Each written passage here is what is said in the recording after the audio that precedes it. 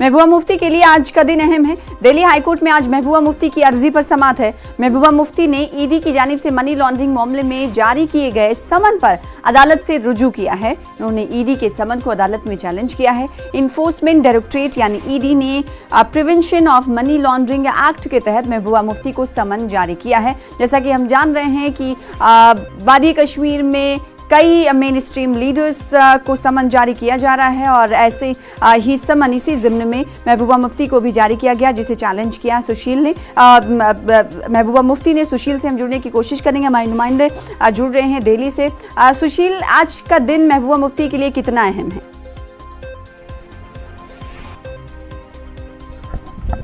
सुशील, आपको आवाज मेरी मिल पा रही होगी तो सवाल का जवाब दीजिएगा। जैसा कि हम जानते हैं कि ईडी की जानिब से समन किया गया है महबूबा मुफ्ती को और इसी फैसले को चैलेंज किया है दिल्ली हाईकोर्ट में।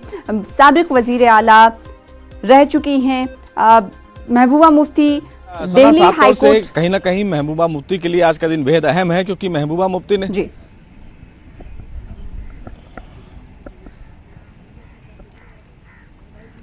ऑडियो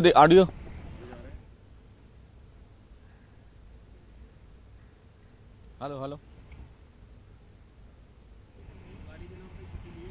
आज देखिए सना, सबसे महत्वपूर्ण बात इस पूरे मामले में मैं बताऊं कि महबूबा मुफ्ती के लिए निश्चित रूप से आज बेहद अहम दिन है, क्योंकि महबूबा मुफ्ती ने फिलहाल ईडी के उस समन को दिल्ली हाईकोर्ट में चैलेंज किया है, जिसमें ईडी ने उन्हें दिल्ली के ऑफिस में तलब किया है पूछताछ के लिए, क्योंकि पूरा जो मामला है वो 2016 और 17-18 में जम्मू कश्मीर बैंक और हॉस्पिटैलिटी में कहीं ना कहीं तथाकथित वित्तीय जो अनियमितताएं बरती गई हैं उसको लेकर फिलहाल ये समन जारी किया गया था। लेकिन इससे पहले महबूबा मुफ्ती की तरफ से ही कोर्ट में ये बताया भी गया था और ये कहा भी गया था कि अगर इस पूरे मामले में ईडी जांच के लिए उन्हें बुलाती है तो वो निश्चित रूप से सहयोग करेंगी। लेकिन सबसे महत्वपूर्ण बात इस मामले में ये देखना बेहद अहम होगा कि क्या ईडी जो इस मामले में जांच कर रही है वो राजनीतिक भावना से तो प्रेरित नहीं है, और इसीलिए अगर उनको ऐसा महसूस होगा तो वो निश्चित रूप से कोर्ट का दरवाजा खटखटाएंगी। और बहरहाल उसी को देखते हुए सीधे रूप से महबूबा मुफ्ती ने